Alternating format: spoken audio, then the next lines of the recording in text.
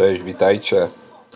Dzisiaj na warsztat trafia Sony TAF 707ES, czyli 707 w pełni zbudowana na MOSFETach końcówka, jak i drivery, również MOSFETy.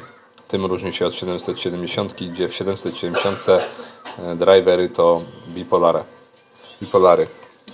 No i co mamy tutaj? Spalony lewy kanał przyszedł do mnie już z wyjętymi tranzystorami końcowymi i z wyjętymi driverami. Pomiary wykazały, że spalone są również tutaj rezystory, co widać, że są lekko przywęglone. Spalone są również diody w zabezpieczeniu. No i trzeba będzie jeszcze wszystko przelecieć tak jak zawsze od końca do początku. Najpierw znaleźć uszkodzone elementy i dopiero je wymienić. Właściwie przysłał również tranzystory. Zobaczcie, są to tranzystory zupełnie nowe, nie mają lutowanych nóżek. Nowe. Zapewne jak się domyślacie, podróbki. No i dobrze się domyślacie. Zobaczcie. Tranzystor 2SK1529. Napięcie na bramce 3,65, gdzie oryginały mają około no na pewno poniżej 2 V, czyli za wysokie napięcie, więc bardziej te tranzystory to są malowanki, bardziej pasują na jakieś IRF-y, jakieś przemysłowe MOSFETy przełączające, a nie liniowe. Drugi również nielutowany, nowa sztuka. Zmierzmy sobie. No, jedną ręczką nie chcę wejść. Zmierzmy sobie. Ten pokazuje w ogóle, że to jest jakiś IGBT. No i chyba dobrze pokazuje, że to jest jakiś coś innego na pewno w opakowaniu, tylko przemalowane. Mamy kolejny 2SJ200. Zobaczcie ten nadruk. No to ewidentnie widać, że to jest malowanka. To jest problem naszych czasów, jeśli chodzi o naprawy, że naprawić można, ale trzeba mieć z czego skorzystać. Zobaczcie na to. Po prostu na jedynce nie widzi nic, na wyprowadzeniu numer 1. Widzi tylko diodę na 2-3. Nawet jakby ta dioda była wbudowana, to może coś na jedynce powinno pokazać. Także nie wiem, to jest loteria montować coś takiego. Nowy tranzystor, nielutowany jeszcze, w takim stanie przychodzi. 2SJ200 oryginalnie zachowuje się zupełnie inaczej, normalnie to pokazuje. Jeszcze tutaj mam jakieś, które były we wzmacniaczu. Może tego. To też chyba jakiś zamiennik, ale przynajmniej zobaczcie na pomiarach. Jak uda mi się włożyć jedną rączką, jak nie to przystopuje, ale chyba się uda. Zobaczcie przynajmniej. Zawiesił mi się miernik jeszcze w dodatku. Zobaczcie, na pomiarach przynajmniej wychodzi ono wiele lepiej, bo przynajmniej wychodzi jako N-MOSFET i napięcie na bramce poniżej 2 V, to co mówiłem, więc już wolałbym takie zamontować nawet na testy niż tamto, bo to, że tu jest Toshiba, to nic nie znaczy, to jest zupełnie coś innego. I to jest problem dzisiejszych czasów w naprawie. Myślę, że nie dzisiejszych, tylko w ogóle w naprawach wzmacniaczy. Jak jest co podmienić, dobry tranzystor, pewny, oryginalny, to taki wzmacniacz po naprawie niczym się nie różni od oryginalnego, od nieruszanego, także nie ma strachu, jeżeli jest to zrobione dobrze. A żeby było zrobione dobrze, trzeba mieć dostęp, więc nie zawsze to wina naprawiacza, że coś powiedzmy z hachmęci zepsuje, tylko niestety jest deficyt oryginalnych podzespołów. Poza tym, żeby coś dopasować tutaj, to jest ciężka sprawa. Można by tutaj jakieś lateralne podpasować, no to znowu trzeba wymienić w drugim kanale i koszt jest taki, że horrendalny się zaczyna robić. Nic, na razie wymontowuję elementy uszkodzone. Tu już wymontowałem sobie wzmacniacz napięciowy. W całym wzmacniaczu wymienione były kondensatory. Właściwie zgłosił, że po prostu podczas normalnej pracy, tu coś już widzę, uszkodzony druk, że podczas normalnej pracy wzmacniacza poleciał dym, czyli przegrzały się, spaliły się tranzystory końcowe. On próbował to reanimować. Niestety się nadal nie udało. Znowu albo będzie gdzieś usterka dalej jeszcze na wzmacniaczu napięciowym. wstępnie posprawdzałem, więc tu wszystko jest ok. No niestety, zaczynamy najpierw od końcówki mocy i na czymś to będziemy uruchamiać. Jeśli chodzi o przegląd dalszych rzeczy, czyli wszystkie elementy stykowe, to chyba selektor był nieczyszczony. Tak, nieczyszczony, więc sobie go wyczyścimy później. I jeszcze najwyżej później przełącznik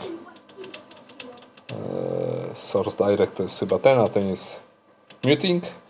Więc to zrobimy, tym zajmiemy się już później, jak uporamy się z awarią. No i wymieniam uszkodzone elementy.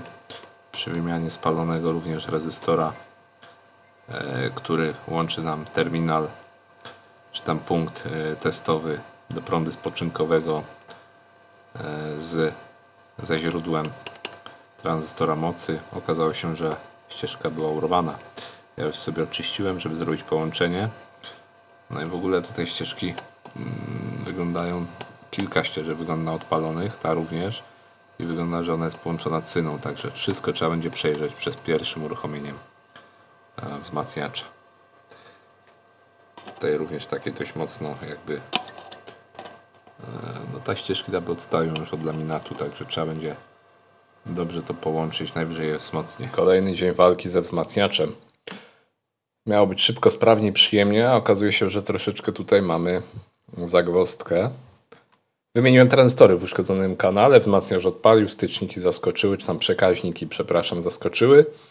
Czyli układ detekcji nic nie znalazł na wyjściu, więc zakładałem, że może elementy, które zostały wymienione, kilka diod, kilka rezystorów, co o tym sobie opowiem później, które wymieniłem mi tranzystory, pozwolił na uruchomienie wzmacniacza. Tak jak mówię, przekaźniki zaskoczyły, ale nic nie wychodziło. Głucha cisza na zewnątrz. No i co się okazuje? Ja sobie tutaj mierzę sygnał na potencjometrze i zobaczcie, co wchodzi. Source Direct wyciśnięte. Ale wciśnijmy sobie, żeby pominąć. I to wchodzi mi na... I taki sygnał wchodzi na potencjometr, czyli jest bardzo niski. Właściwie to jest bardzo niziutki, 40 mV. A kanał prawy, gdzie mam trójkąt, na kanale prawym nie wchodzi mi nic. Natomiast na płytkę, kanał prawy, na płytkę dochodzi mi sygnał trójkątny i kanał lewy, sinusoida dochodzi taka. Czyli jak widać gdzieś ginie kanał, gdzieś ginie sygnał po drodze. Selektor podaje, ponieważ jeżeli odepnę wejście sygnału, teraz w tym momencie odpiąłem wejście sygnału, to zarówno trójkąt w kanale prawym, jak i sinus w kanale lewym dochodzi. Więc coś się dzieje złego tutaj w tych przełącznikach. Jest Source Direct, muting, jak i przełącznik stereo mono, filtr subsoniczny i balans jeszcze bierze udział. Tutaj jest taka pętla. I po wyjściu z tej pętli nic nie dociera do potencjometru głośności.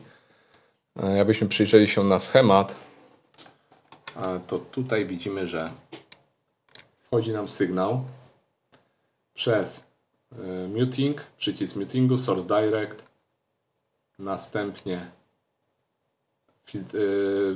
włącznik Subsonic, kolejna sekcja Source Direct i na potencjometr.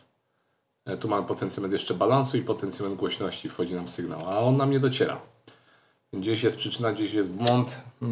Jak się okazało, po awarii właściciel, tak jak mówiłem wcześniej, postanowił wymienić kondensatory, czyli aby zrobić mały przegląd i wymienił również przełącznik Source Direct i czyścił przełącznik muting. Przy Source Direct właściwie wspominał w korespondencji, że odkleiły mu się ścieżki, jakoś to łatał, więc twierdzę, że przyczyna może leżeć właśnie w tym przełączniku Source Direct, jak i coś tam pomieszane zostało na płytce, dlatego ten sygnał ginie. Ściągam subpanel, dobieram się do przełączników. No i jakoś próbujemy uruchomić ten wzmacniacz. No bo żeby sprawdzić w ogóle, czy coś dociera, przydałoby się podać sygnał, a nie chcę podawać go z generatora zewnętrznego, gdzieś tam wpinać się na płytkę, no bo to i tak jest do zrobienia. Także zanim uruchomię wzmacniacz, muszę być pewnym, że sygnał dociera. W tym kanale lewym coś mi się jeszcze nie podoba, który jest naprawiany. Coś mi się nie podoba, ponieważ dziwna jest sytuacja. Ustawię prąd spoczynkowy. To w momencie, gdy załączam Source Direct, to prąd spoczynkowy spada mi do zera.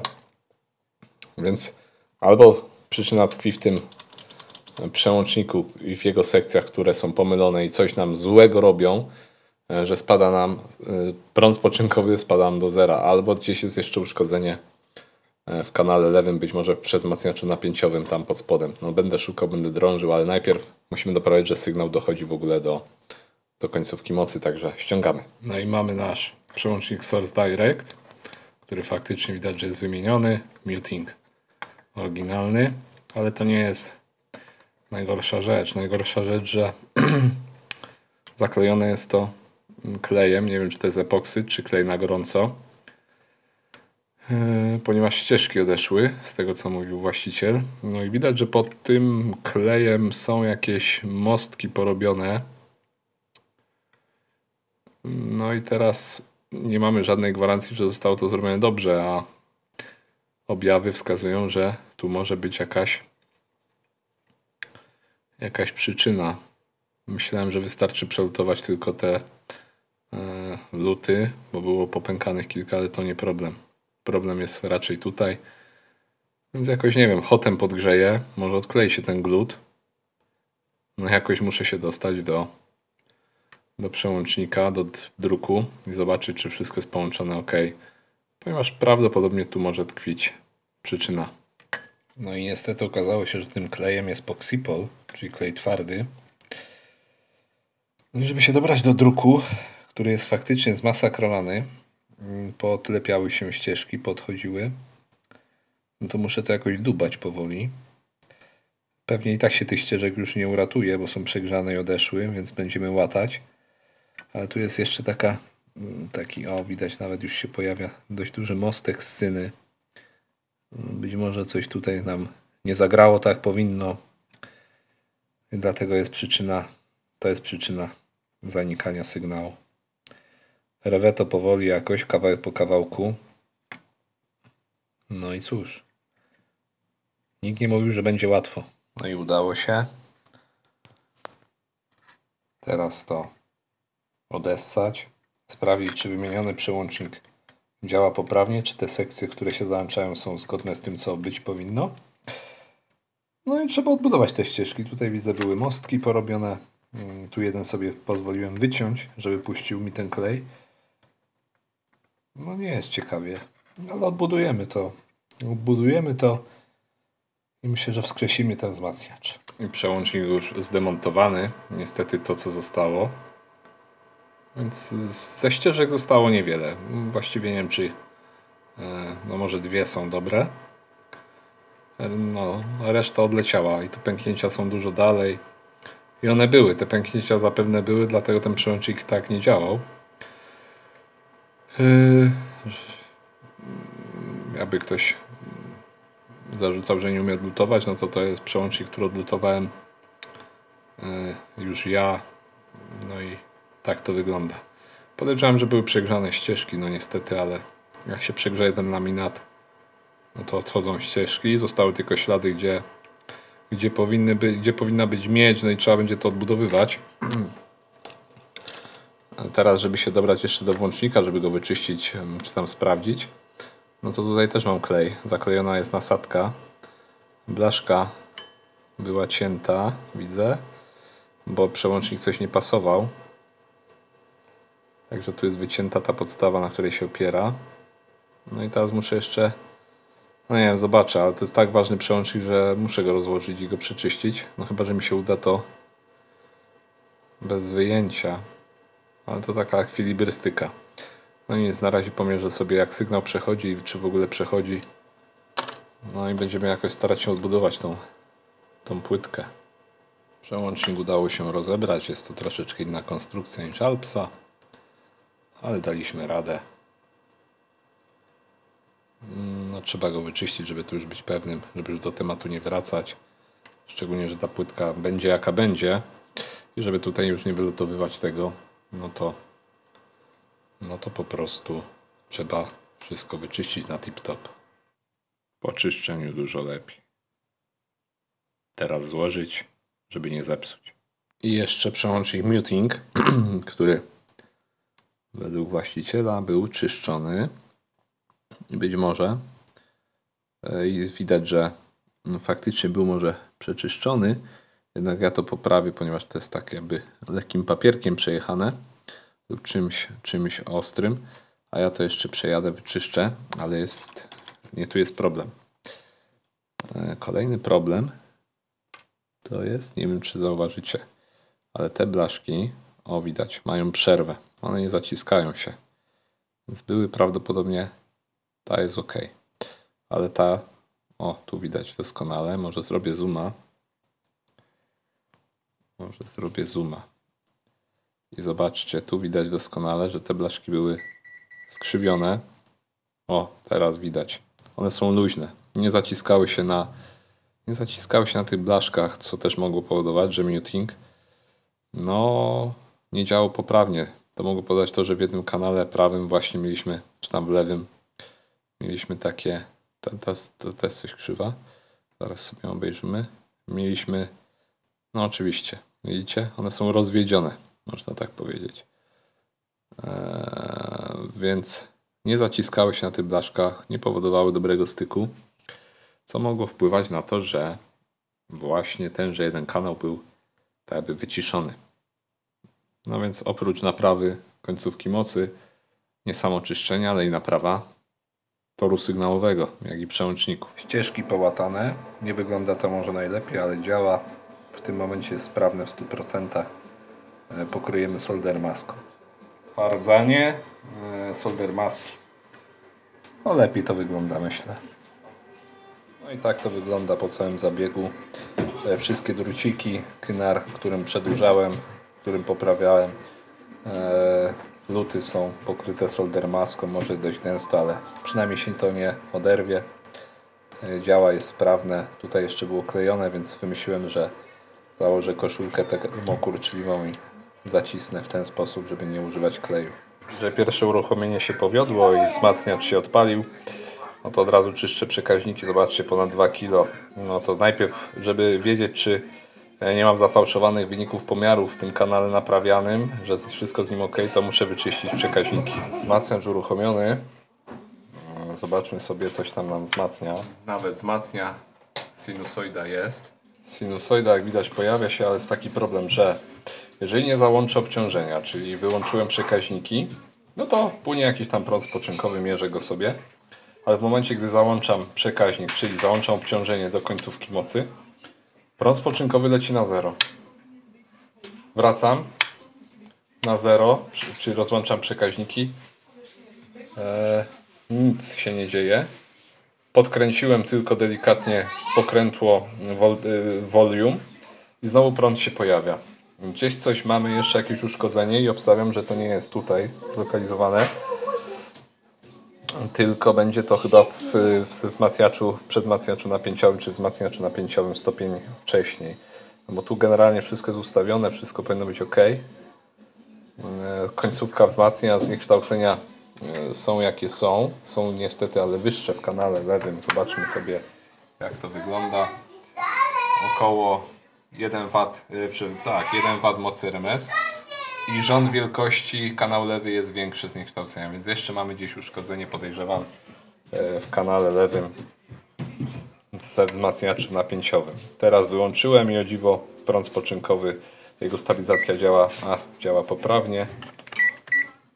Więc tutaj bym nie obstawiał końcówki mocy, ale chyba wzmacniacz napięciowy, także dubiemy dalej. Wzmacniacz napięciowy jeszcze raz wyjęty. Sprawdzam te tranzystory, bo właściciel podał trop, że któryś tutaj może być uszkodzony. Właściwie to również tutaj też jest jedna przelotka zrobiona. Jeden drut był upalony. Także mamy przelotkę wstawioną, ale to dobrze nawet. No i mamy PMOS 2SJ313. I tester pokazuje, że to są dwie diody.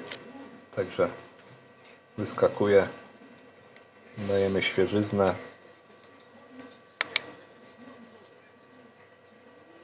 Mamy PEMOS i wzmacniacz uruchomiony. Prąd spoczynkowy zaczął się zachowywać stabilnie. No, szukałem dobre kilka godzin, bo wszystkie półprzewodniki przeszukałem. Szukałem przyczyny tego. Wszystkie półprzewodniki na płytce wzmacniacza napięciowego były dobre. Oczywiście w końcówce mocy również. A prąd spoczynkowy szalał. W ogóle nie dał się regulować. Był bardzo czuły. No i prawdopodobnie były tutaj pęknięte ścieżki. Zobaczycie od strony druku, jak to wygląda. One już były łatane tutaj przelotkami miedzianymi przez właściciela. Była podejmowana próba naprawy, niestety nieskuteczna. No i jakoś się udało. Także wystartował. Zobaczcie na parametry. Parametry takie oto, jak widzimy, tysięczne części procenta, ale widzicie, że zniekształcenia, a najbardziej widać to po SNR, jak skacze. Zobaczcie, ja przełączę AUX. Ładuję z powrotem na tuner. O, i widać, jak prawy kanał wcięło. No to jest właśnie zabrudzony selektor wejść. Potwornie zabrudzony, brak kontaktu w nim jest. Jak w niego postukam. Zobaczcie, co się dzieje, jak w niego postukam. Zanika sygnał. Jeszcze raz CD i tuner.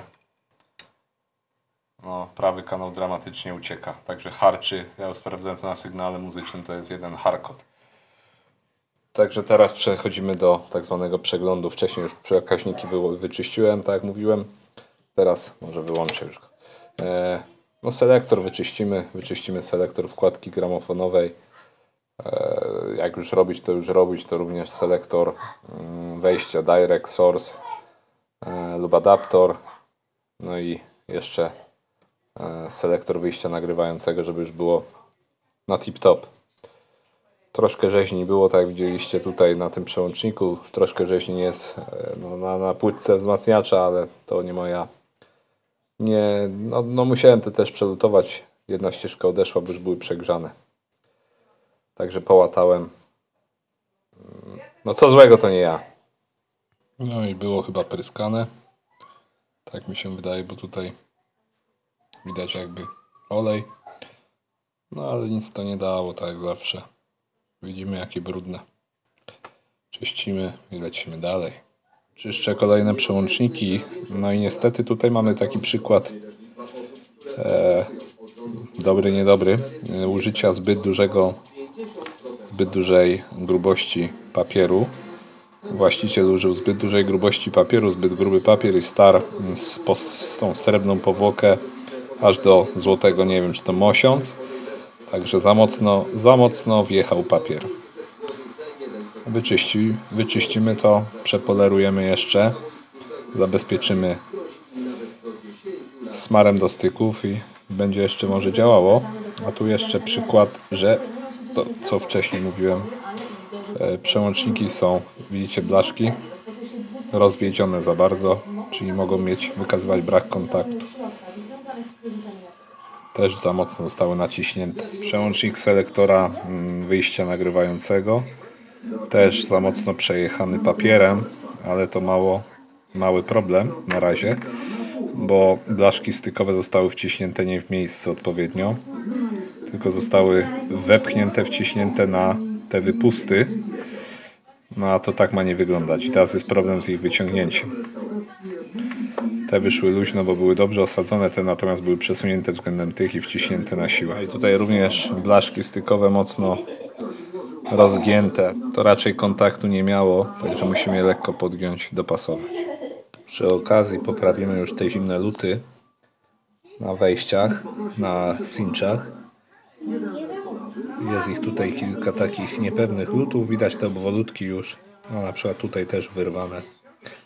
Także poprawimy. Tutaj również. I umyjemy płytkę na końcu. Płytka po umyciu wygląda dużo lepiej. Luty poprawione. Można składać. Tak wygląda spód. Kanał lewy. Tranzystory Toshiby. Wyglądają, że trzymają parametry. Obciążenie wytrzymują z jednej serii. drivery, MOSFETy zakupione, współczesne. Trzeba wierzyć, że są ok. Tu niestety niektóre ścieżki już były wcześniej odpalone, były łatane.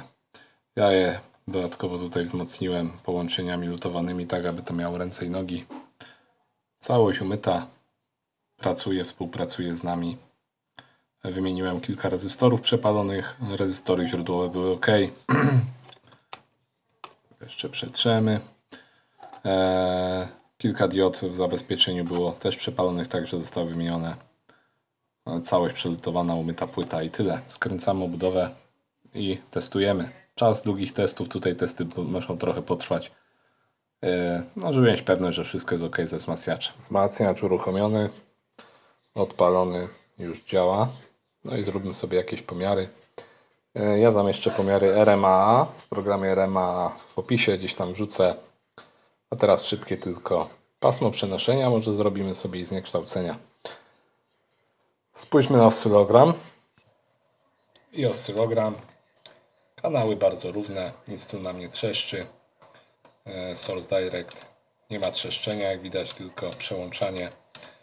Nie ma zaników żadnych kanałów. Muting działa również. Skręcimy sobie w takim razie wszystkie tony, a może jeszcze poruszamy tony niskie, nic nie trzeszczy, tony wysokie, nic nie trzeszczy, także jest ok. W trybie Source Direct przechodzimy, powiedzmy 1 W mocy, około 1 W mocy, troszkę ponad jest w tym momencie i zniekształcenia. 1 W mocy, zniekształcenia 4000, 3000, SNR powyżej 80, także wynik rewelacyjny, jeśli chodzi o rozkład harmoniczny. Kanał lewy niczym nie odbiega, ten naprawiany, także równo, wszystko jest ok. Zwiększamy moc 10 W. Około 10 W w RMS-ie i takie pomiary. 10 W w RMS, kanał lewy 6000, kanał prawy 5000, SNR 80, także równo. Nic złego się tutaj nie pojawia, nic nie dzieje. Możemy pogonić jeszcze go troszeczkę dalej, zobaczymy, czy wytrzyma taką próbę stresową jakieś 30-40 W. No myślę, że to jest coś około 40 W.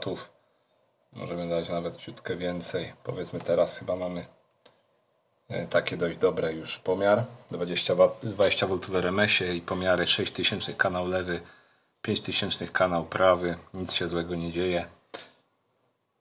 Radiator już dobrze, mocno rozgrzany. Wszystko ok. To jest chyba 40 W, ponad 40 W. Więc wyłączamy. Przechodzimy do pomiaru pasma przenoszenia. No i jeszcze prawie pełna moc, 25 V w RMS-ie, 24 i pomiary są bardzo ok. No czy takie, ktoś powie, katowanie wzmacniacza jest potrzebne? No według mnie potrzebne. Po takiej naprawie no trzeba przyjąć to na klatę, odkręcić na może nie jakiś długi czas, bo wiadomo, żebyśmy go zagotowali przy tych 80 W, no ale trzeba sprawdzić, czy wszystko jest ok. Jak przeżyje taką próbę stresową, to można spokojnie podłączyć pod kolumny jakieś swoje i tak właśnie zrobię. Podłączę go pod kolumny i będzie grał spokojnie sobie u mnie przez jakiś czas jako element nagłośnienia u mnie w domu. Taki teraz test czasowy. Pasmo przenoszenia, wracamy. I tak prezentuje się pasmo przenoszenia. Idealnie prosta charakterystyka do ponad 40 kHz. Pewnie i dalej byłoby, ale to już ograniczenie karty dźwiękowej. Field Subsonic działa, jak widać, także jest ok. I teraz regulacja barwy. Gdzie ja to mam? Tu mam pokrętło. Minimalne podbicie niskich tonów, maksymalne podbicie niskich tonów. To jest około tam 9 dB, no minus 10, plus 10. Wysokie tony. Na plusie, na minusie, wszystko sprawne. Jeszcze raz zobaczmy Subsonic, czy wszystko z nim ok. Jest ok, obcina nam poniżej 20 Hz. Wyłączony. Dobrze, to teraz Source Direct. Jak widzimy, Source Direct powoduje nam, że ta charakterystyka od dołu jest bardziej płaska, praktycznie do Do 10 Hz jest płasko. Czy warto słuchać Subsonic w filtrze Source Direct? No to już odpowiedź nie do mnie. Tak jak mówiłem, w linku dodam jeszcze pomiary z programu RMA, ale jest tyle ciekawe, że zaraz Wam pokażę jeden parametr, który mnie pozytywnie zaskoczył w tym wzmacniaczu. No i to mamy również z programu RMA, tutaj wykres pasma przenoszenia, różnica 0,5 dB pomiędzy kanałami wynika również z nierównej charakterystyki mojego potencjometru w moim układzie pomiarowym, także to jest wszystko w ramach tolerancji. Wyniki bardzo dobre, bo dynamika 94,6 dB, ale to w połączeniu Source Direct, tak jak mówię, także Source Direct warto włączyć, podbijamy sobie tutaj dynamikę o kilka dobrych decybeli. THD 5000, THD plus szum minus 81, także również dobry wynik. Intermodulacyjny dobry, ale chciałem Wam pokazać to, zobaczcie. Separacja kanałów, czy tam separacja przesłuchu kanałów bardzo wysoka, może wysoka, na mój układ pomiarowy. Taki wynik się rzadko u mnie zdarzał, zazwyczaj jest to już w dobrych wzmacniaczach 65, minus 65 dB, w przeciętnych też 45, 50, tutaj mamy minus 70. Tak jak mówię, to jest w moim układzie pomiarowym i ja mogę odnosić tylko do pomiarów wykonanych w moim układzie przy danej mocy. Także bardzo dobre parametry, przyzwoity wzmacniacz. Tak to wszystko wygląda, wrzucę Wam to jeszcze w link. Druga harmoniczna, trzecia harmoniczna przeważają tutaj nam wykres pasy stereo crosstalk, czyli przesłuchów między kanałów, separacji kanałów. Tutaj nawet dochodzi nam do minus 78 poniżej 1 kHz, także wynik dość pozytywny. To tyle. Tyle prac nad tym wzmacniaczem, troszeczkę było dubania przede wszystkim przy tym włączniku Source Direct. Takiej dubaniny trochę było i takiej roboty zupełnie niepotrzebnej, no ale wyszło jak wyszło. Przeczyszczony selektor, przeczyszczone przekaźniki, przeczyszczone tutaj wszystkie przełączniki zarówno od wkładki gramofonowej, no ładnie się zagrzał, jak i od selektora pętli nagrywającej, wyjścia nagrywającego, jak i wejścia sygnału Direct Input. Pomiarów dokonywałem w trybie Direct, bezpośrednie wejście z cinchów z pominięciem tutaj naszego selektora. Nie zauważyłem wielkiej zmiany w stosunku do przejścia przez selektor, tylko tak mówię w trybie Source Direct. Bezszelestnie przerzuca nam selektor wejść, bezszelestnie nam działa, także przesmarowałem również układ. Transformator nie hałasuje, no wszystko wygląda, że jest ok. Tak jak mówię, zakręcam, testuję. Jeżeli ktoś będzie rozbierał kiedyś w przyszłości ten wzmacniacz, zobaczy takie babole na tej płytce, no to przykro mi, ale no tak musiałem zrobić. Innego pomysłu na to nie miałem, a odbudowywanie płytki zajęłoby zbyt dużo czasu, zbyt duży nakład sił, środków. Także zrobiłem to tak jak uważam. Właściciel, mam nadzieję, no nie będzie mi miał za złe. No niestety musiałem to poprawić jakoś. Tak samo tam niektóre luty na płytce, no niestety też trzeba było je wzmocnić kawałkiem srebrzanki. No to cóż, może jeszcze włączymy sobie jakiś kawałek muzyczny, posłuchamy jak on gra. No i jak słychać, wzmacniacz gra.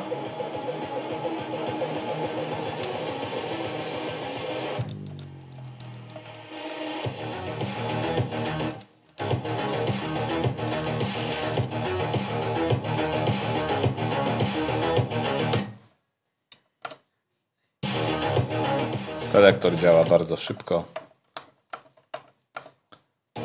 Odnajduje się po czyszczeniu bardzo szybko. Nie ma żadnego przerywania i harczenia nawet po uderzaniu w niego.